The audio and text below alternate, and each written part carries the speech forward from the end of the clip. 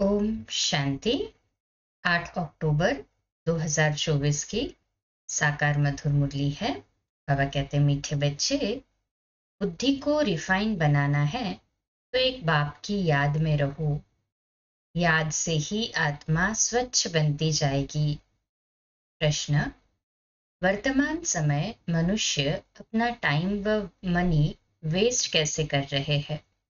उत्तर: जब कोई शरीर छोड़ता है तो उनके पीछे कितना पैसा आदि खर्च करते रहते हैं। जब शरीर छोड़कर चला गया तो उसकी कोई वैल्यू तो रही नहीं, इसलिए उसके पिछाड़ी जो कुछ करते हैं उसमें अपना टाइम और मनी वेस्ट करते हैं। ओम शांति। रूहानी बाप बैठ रूहानी बच्चों को समझाते हैं। ये भी ऐसे कहते हैं ना, फिर बाप है या दादा है? दादा भी कहेंगे, रूहानी बाप तुम बच्चों को ये नॉलेज सुनाते हैं, पास्ट प्रेजेंट फ्यूचर का। वास्तव में सतयुग से लेकर त्रेता अंत तक क्या हुआ, ये है मुख्य बात। बाकी द्वापर कलयुग में कौन कौन आए, क्या हुआ, उनकी हिस्ट्री ज्योग्राफी तो बहुत है। सतयुग त्रेता की कोई हिस्ट्री ज्योग्राफी है नहीं, और तो सबकी हिस्ट्री ज्योग्राफी है। बाकी देवी देवताओं को लाखों वर्ष पहले ले गए हैं। यह है बेहद की बेसमझी। तुम भी बेहद की तुम भी बेहद की बेसमझी में थे, अभी थोड़ा थोड़ा समझ रहे हो। कोई तो अभी भी कुछ समझते नहीं है, बहुत कुछ समझने का है। बाप ने आबू की महिमा पर समझाया है, इस पर ख्याल करना चाहिए। तुम्हारी बुद्धि में आना चाहिए तुम यहाँ बैठे हो। तुम्हारा यादगार देलवाड़ा मंदिर कब बना है, कितने वर्ष बाद बना है? कहते हैं 1250 वर्ष हुए हैं, तो बाकी कितने वर्ष रहे? 3750 वर्ष रहे। तो उन्होंने भी अभी का यादगार और वैकुंठ का यादगार बनाया है। मंदिरों की भी कंपटीशन होती है ना, एक दो से अच्छा बनाएंगे। अभी तो पैसा ही कहाँ है जो बनावे, पैसा तो बहुत था। तो सोमनाथ का मंदिर कितना बड़ा बनाया है, अभी तो बना न सके। कल आगरे आदि में बनाते रहते हैं, परंतु वह सब है फालतू। मनुष्य तो अंधियारे में है ना, जब तक बनावे तब तक विनाश भी आ जाएगा। ये बातें कोई भी नहीं जानते हैं, तोड़ते और बनाते रहते हैं। पैसे मुफ्त में आते रहते हैं, सब वेस्ट होता रहता है। Waste of time, waste of money, waste of energy. कोई मरता है तो कितना टाइम गवाते हैं, हम कुछ भी नहीं करते। आत्मा तो चली गई, बाकी खाल क्या काम की? सर्प खाल छोड़ देता है, उनकी कोई वैल्यू है क्या? कुछ भी नहीं। भक्ति मार्ग में खाल की वैल्यू है। जड़ चित्र की कितनी पूजा करते हैं, परंतु ये कब आए कैसे आए कुछ भी पता नहीं है। इनको कहा जाता है भूत पूजा। 5 तत्वों की पूजा करते हैं। समझो ये लक्ष्मी नारायण स्वर्ग में राज्य करते थे। अच्छा, 150 वर्ष आयु पूरी हुई, शरीर छोड़ दिया, बस। शरीर तो कोई काम का न रहा, उनकी वहां क्या वैल्यू होगी? आत्मा चली गई, शरीर चंडाल के हाथ दे दिया, वह रस्म रिवाज अनुसार जला देंगे। ऐसे नहीं उनकी मिट्टी लेकर उड़ाएंगे नाम करने के लिए, कुछ भी नहीं। यहाँ तो कितना करते हैं, ब्राह्मण खिलाते हैं, ये करते हैं। वहां ये कुछ होता नहीं। खाल तो कोई काम की नहीं रही, खाल को जला देते हैं, बाकी चित्र रहते हैं। सो भी एक्यूरेट चित्र मिल न सके। ये आदि देव की पत्थर की मूर्ति एक्यूरेट थोड़ी है। पूजा जब शुरू की है तब के पत्थर की है। असुल जो था वह तो जलकर खत्म हो गया ना, फिर भक्ति मार्ग में ये निकला है। इन बातों पर भी सोच तो चलता है ना। आबू की महिमा को अच्छी रीति सिद्ध करना है। तुम भी यहाँ बैठे हो। यहाँ ही बाप सारे विश्व को नरक से स्वर्ग बना रहे हैं। यही सबसे ऊंच से ऊंच तीर्थ ठहरा। अभी इतनी भावना नहीं है, सिर्फ एक शिव में भावना है। कहाँ भी जाओ शिव का मंदिर जरूर होगा। अमरनाथ में भी शिव का ही है। कहते हैं शंकर ने पार्वती को कथा सुनाई। वहां तो कथा की बात ही नहीं। मनुष्यों को कुछ भी समझ नहीं है। अभी तुमको समझ आई है। आगे पता था क्या? नहीं ना, हमें भी बाबा ने बताया तब पता चला। अभी बाबा आबू की कितनी महिमा करते हैं। सर्व तीर्थों में ये महान तीर्थ है। बाबा समझाते तो बहुत है, परंतु जबकि अनन्य बच्चों की बुद्धि में बैठे। अभी तो देह अभिमान बहुत है, ज्ञान तो बहुत ढेर चाहिए, रिफाइननेस बहुत आनी है। अभी तो योग बड़ा मुश्किल कोई का लगता है। योग के साथ फिर नॉलेज भी चाहिए। ऐसे नहीं सिर्फ योग में रहना है, योग में नॉलेज जरूर चाहिए। दिल्ली में ज्ञान विज्ञान भवन नाम रखा है, परंतु इनका अर्थ क्या है ये समझते थोड़े ही है। ज्ञान विज्ञान तो सेकंड का है, शांति धाम सुख धाम, परंतु मनुष्यों में जरा भी बुद्धि नहीं है, अर्थ थोड़े ही समझते हैं।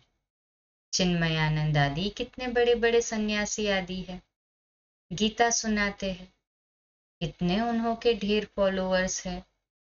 सबसे बड़ा जगत का गुरु तो एक ही बाप है। बाप और टीचर से बड़ा गुरु होता है। स्त्री कभी दूसरा पति नहीं करेगी, तो गुरु भी दूसरा नहीं करना चाहिए। एक गुरु किया, उनको ही सद्गति करनी है, फिर और गुरु क्यों? सदगुरु तो एक ही बेहद का बाप है, सबकी सद्गति करने वाला है। परंतु इन बातों को बहुत है जो बिल्कुल समझते नहीं है। बाप ने समझाया है ये राजधानी स्थापन हो रही है, तो नंबरवार होंगे ना।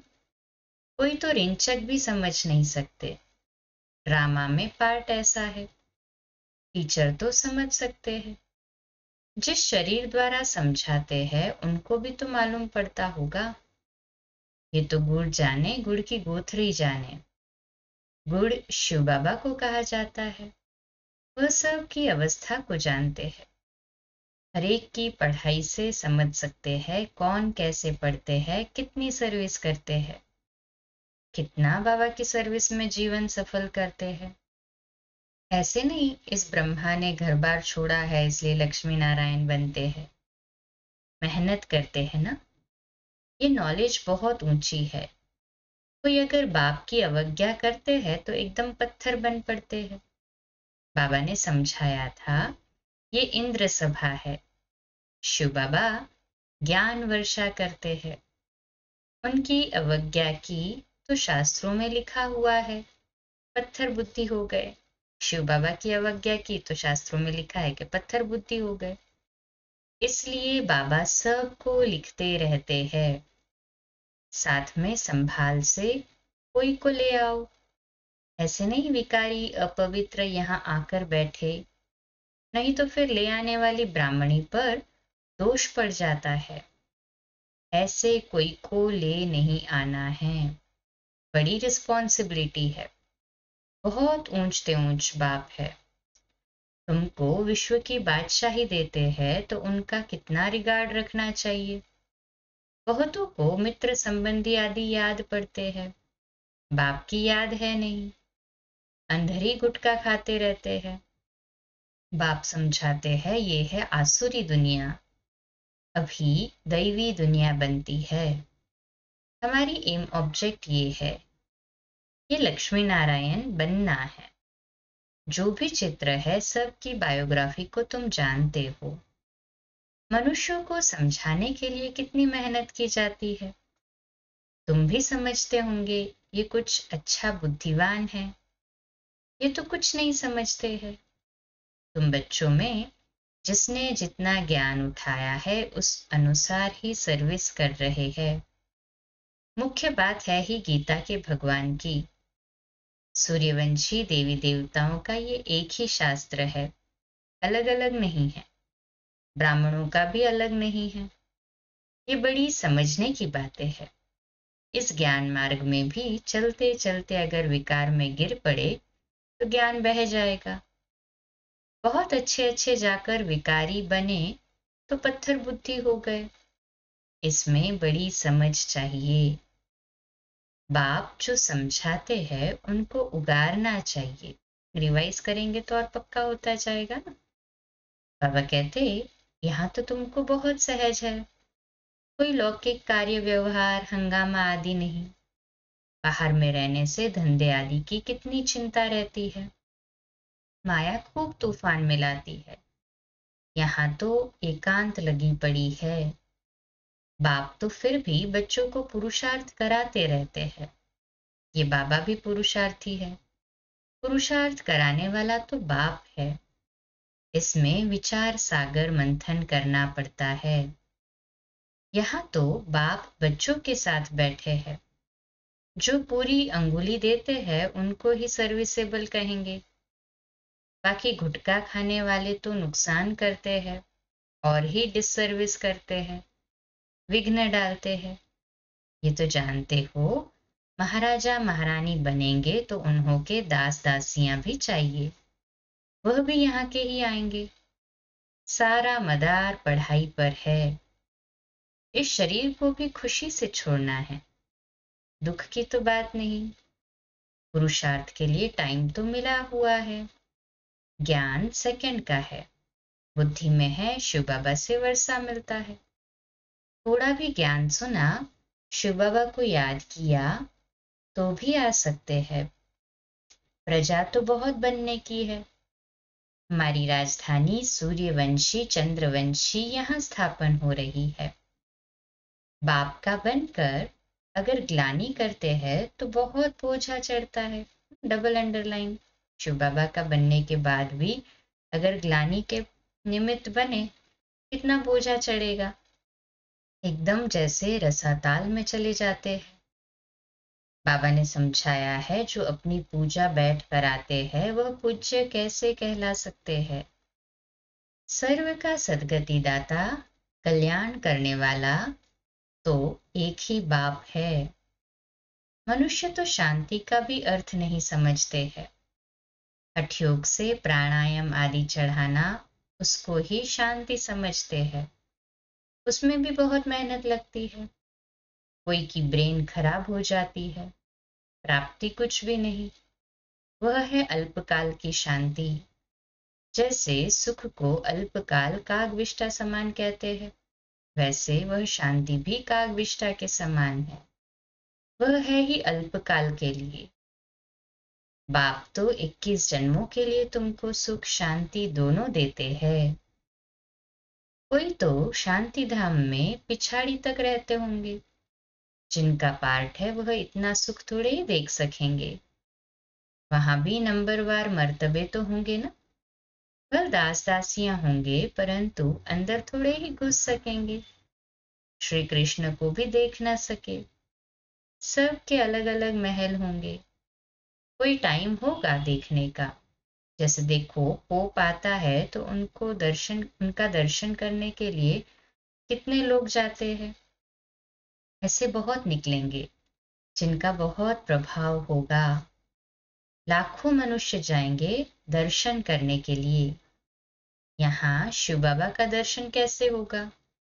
ये तो समझने की बात है ना। अब दुनिया को कैसे पता पड़े कि ये सबसे ऊंच तीर्थ है। देलवाड़ा जैसा मंदिर शायद आसपास और भी हो, वह भी जाकर देखना चाहिए कैसे बना हुआ है। उनको ज्ञान देने की भी दरकार नहीं। वह फिर तुमको ज्ञान देने लग जाएंगे। राय देते हैं ना, ये करना चाहिए ये करना चाहिए। ये तो जानते ही नहीं कि इनको पढ़ाने वाला कौन है। एक एक को समझाने में मेहनत लगती है। उन पर कहानियां भी है। कहते थे शेर आया शेर आया। तुम भी कहते हो मौत आया कि आया, तो वो विश्वास नहीं करते हैं। समझते हैं अभी तो 40,000 वर्ष पड़े हैं, मौत कहाँ से आएगा। परंतु मौत आना तो जरूर है, सबको ले जाएंगे। वहां कोई भी किचड़ा होता नहीं। यहाँ की गौ और वहां की गौ में भी कितना फर्क है। श्री कृष्ण थोड़े ही गौएं चराता था, उन्हों के पास तो दूध हेलीकॉप्टर में आता होगा।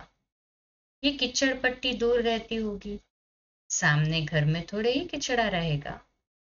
वहां तो अपरम अपार सुख है, जिसके लिए पूरा पुरुषार्थ करना है। इतने अच्छे अच्छे बच्चे सेंटर से आते हैं, बाबा देखकर कितना खुश होते हैं। नंबरवार पुरुषार्थ अनुसार फूल निकलते हैं। बाबा कहते फूल भी नंबरवार पुरुषार्थ अनुसार निकलते। फूल जो है वह अपने को भी फूल समझते हैं। दिल्ली में बच्चे कितनी सर्विस करते हैं रात दिन, ज्ञान भी कितना ऊंचा है। आगे तो कुछ नहीं जानते थे, अब कितनी मेहनत करनी पड़ती है। बाबा के पास तो सब समाचार आते हैं ना, देते हैं ना हम सभी बाबा को अपना सच्चा सच्चा समाचार। कहे हाँ जी बाबा, कोई का सुनाते हैं कोई का नहीं सुनाते हैं, क्योंकि ट्रेटर भी बहुत होते हैं। बहुत फर्स्ट क्लास भी ट्रेटर बन पड़ते हैं, थर्ड क्लास भी ट्रेटर है। थोड़ा ज्ञान मिला तो समझते हैं हम शिव बाबा के भी बाबा बन गए। पहचान तो है नहीं कि कौन नॉलेज देते हैं। अच्छा, मीठे मीठे सिकिलदे बच्चों प्रति माता पिता बाप दादा का याद प्यार और गुड मॉर्निंग। रूहानी बाप की रूहानी बच्चों को नमस्ते। रूहानी बच्चों की रूहानी माता पिता बाप दादा को याद प्यार, गुड मॉर्निंग और नमस्ते। वाह बाबा वाह, शुक्रिया बाबा शुक्रिया। धारणा के लिए मुख्य सार है, पहली पॉइंट, विश्व की बादशाही देने वाले बाप का बहुत बहुत रिगार्ड रखना है। बाप की सर्विस में अपनी जीवन सफल करनी है। पढ़ाई पर पूरा पूरा ध्यान देना है। दूसरी पॉइंट, बाप से जो ज्ञान मिलता है उस पर विचार सागर मंथन करना है। कभी भी विघ्न रूप नहीं बनना है। इस सर्विस नहीं करनी है, अहंकार में नहीं आना है।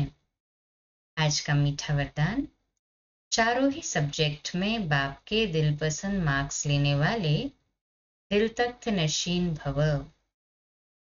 विश्लेषण, जो बच्चे चारों ही सब्जेक्ट में अच्छे मार्क्स लेते हैं, आदि से अंत तक अच्छे नंबर से पास होते हैं, उन्हें ही पास विद ऑनर कहा जाता है।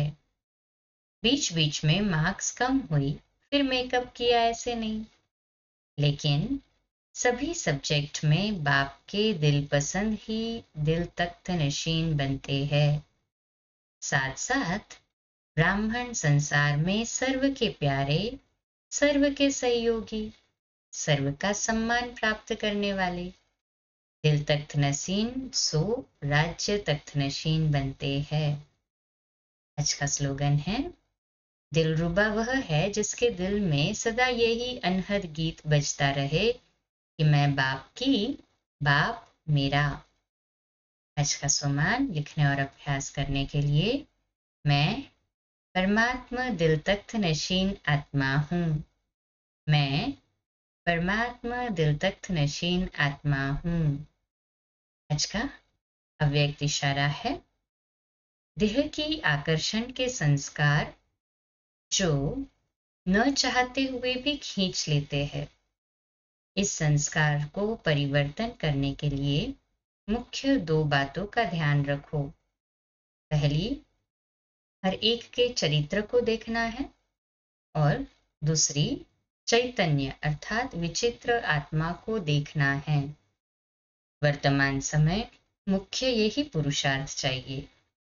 इसी पुरुषार्थ से संस्कार पवित्र बनते जाएंगे, दैहिक दृष्टि समाप्त हो जाएंगी। अच्छा, कम बोलो, धीरे बोलो, मीठा बोलो, सत्य बोलो, सोच समझकर बोलो। निमित्त भाव, निर्माण भाव, निर्मल वाणी। अच्छा, आज का नया दिन आप सभी को मुबारक हो, मुबारक हो, मुबारक हो। शुभ दिवस। ओम शांति।